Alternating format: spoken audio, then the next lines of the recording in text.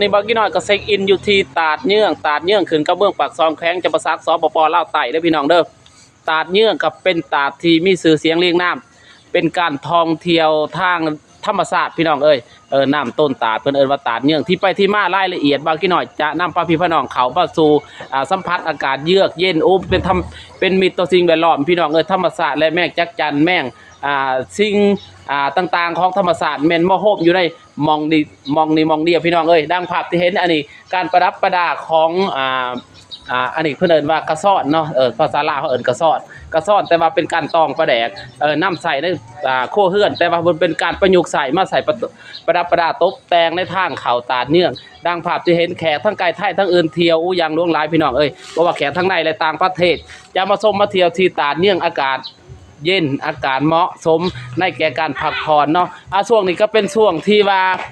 นักท่องเที่ยวทั้งภายในและต่างประเทศเขามาเที่ยวชมอย่างลุ่งหลายรายละเอียดบางกี่หน่อยจะนำพี่น้องเขามาทำความหูจักหนึ่งในนั้นบ่มีแต่ตาดบ่มีแต่น้ำตกตาดมีที่เด็ดมีอันใดบางกี่หน่อยจะนำพี่น้องเขามาเบิ่งและมาทำความหูจักกันเลยนะพี่น้องเราไปตาดเยื่องเป็นตาดที่มีความสดงดงามตาดเยื่องนอนอยู่ในเมืองปากซองแขวงจำปาสักสปปลาวใต้เด้อพี่น้องเด้อภาพและบรรยากาศมีความอุดมสมบูรณ์เนาะหนึ่งในนั้นนอกจากน้ำต้นตาดที่เด็ดก็จะมีสิ่งจักสานเครื่องหัตถกรรมพี่น้องนอกจากนั้นมีดังภาพที่เห็นสบายดีโอ้เด้เจ้าสบายดีโอ้เอาไม่ใหญ่สิไปใช้ได้นี่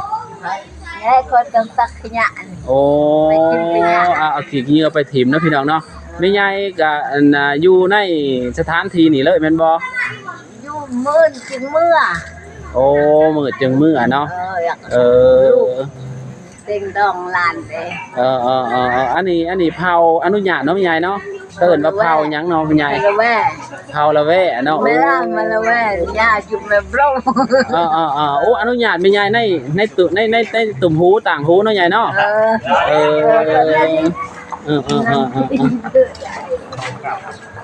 อันนี้ที่เด็ดพี่น้องที่เด็ดของการในตาดเนื่องเฮานอกจากน้ำตกตาดงามจะมีส้นเผาแม่บลงเลยดิที่ว่าดำรงชีวิตอยู่ในสถานที่แห่งนี้พี่น้องการจักสานการตำหูแพร่ไหมสูตรเป็นเอกลักษณ์ของน้ำตกตาดเนื่องที่นอนในเมืองปากซองแขวงจำปาสักสปปลาวใต้เด้อพี่น้องเด้อคลิปนี้ก็ขอเชิญชวนทั้งแขกภายในและต่างประเทศเข้ามาเที่ยวส้มได้เด้อสบายดีใหญ่โอ้ยโอเคน้องใหญ่เนาะขอบใจหลายๆเด้อจ้าขอบใจหลายๆไปเบิ่งน้ำตกตาดกันไปพี่น้องไปโอเค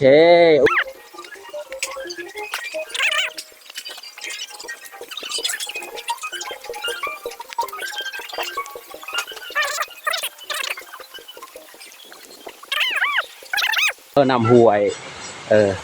ปรากฏการณ์ของธรรมศาสตร์เกิดขึ้นน้ำตกตาดอันนี้ได้มาถึงถิ่นดินแดนน้ำตกตาดเนี่ยเดี๋ยวบางกี่หน่อยจ้าลงเบิงด่านลุมด้วยพี่น้องเด้อฝนต้นนั้นตกสูงสำไรเนาะอันนี้พักที่3ที่2ที่3นะโอ้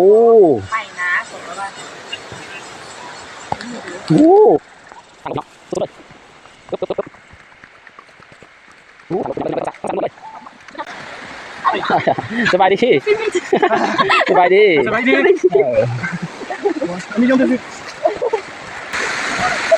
สบายดีโอ้เย้พี่น้องเห็นแล้ว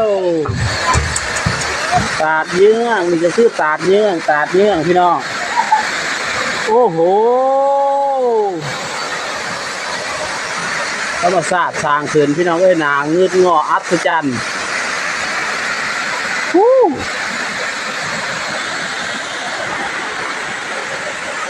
ไปต่อ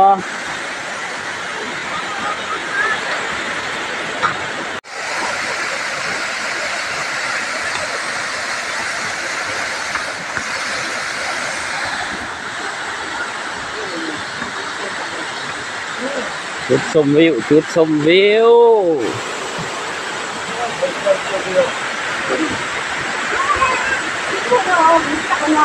จุดชมวิวก่อน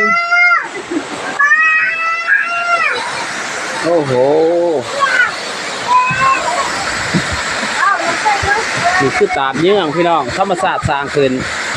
อู้สูงกิมปิมเลยโอ้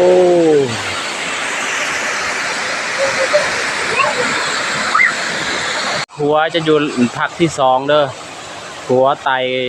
จากฝากเบื้องนี่เนาะฝากเบื้องหนึ่งไปฝากไปอีกฝากเบื้องหนึ่งหัวไตไปฝากเบื้องนั่นเพื่ออำนวยความสะดวกให้นักท่องเที่ยวทุกคนที่เขามาเที่ยวแล้วก็มาสร้างกิจกรรมครอบครัวกินข้าวนอกบ้านจะได้ปูสาดอยู่เบื้องนั่นเนาะตามน้ำพรมไม้ปูสาดเปลี่ยนบรรยากาศกินข้าว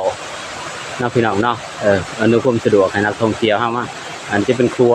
ด้านที่สองของผักที่สองเนาะอันนั้นก็เป็นจะผักที่สามผักที่สี่ผักที่ห้าโอ้ยลุกลงเลยผมพี่น้องลง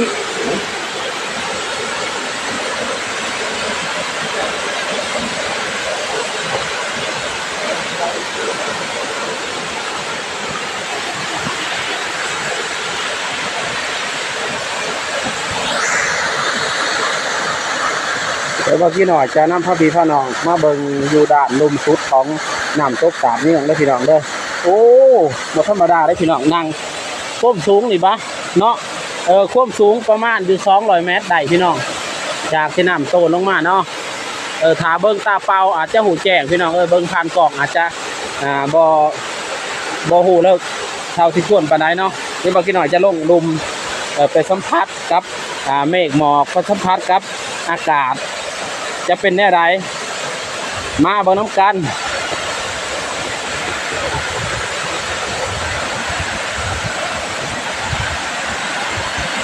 โอ้พี่น้องเอ้ยหมอกฝนหมอกน้ำละอายน้ำมันทรงมากเย็นโอ้ยเกินคำบรรยายเนาะ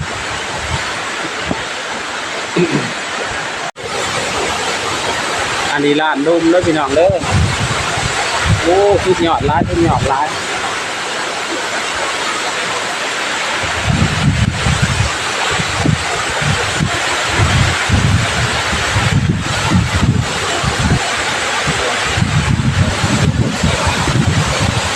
โอ้ได้ฮับกินอ้ายทุกยอดเลย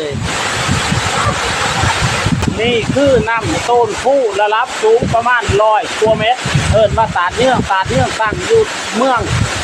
ปากคลองแขวงจำปาสักสปป.ลาวใต้ที่พี่น้องเริ่มภาพในบรรยากาศโอ้ตอนนี้บางพี่น้อยยืนอาจจะมีฝนบุกละอองน้ำฟิวมากเปียกเบิดภาพที่เห็นนะพี่น้องเริ่มเพราะสมแก่การท่องเที่ยวผ่อนคลายพี่น้องภาพเป็นเสียงโอ้100 กว่าเมตรโดยธรรมชาติสร้างขึ้นเองบ่แม่นฝีมือมนุษย์ใดๆทั้งนั้นธรรมชาติสร้างขึ้นเองต้นจากนาพร้าวประมาณ100 กว่าเมตรลงมาใส่ลุมผ่านการกระบวนหลายพันกว่าปีหลายปีเกิดให้เพาะเชือนต่างๆเหมาะสมแก่การพักผ่อนอย่าลืมกดไลค์กดแชร์กดติดตามคลิปหน้าบางพี่หน่อยจะนำพ่อพี่พ่อน้องไปหูจักการท่องเที่ยวของได้อย่าลืมกดติดตามเด้อพี่น้อง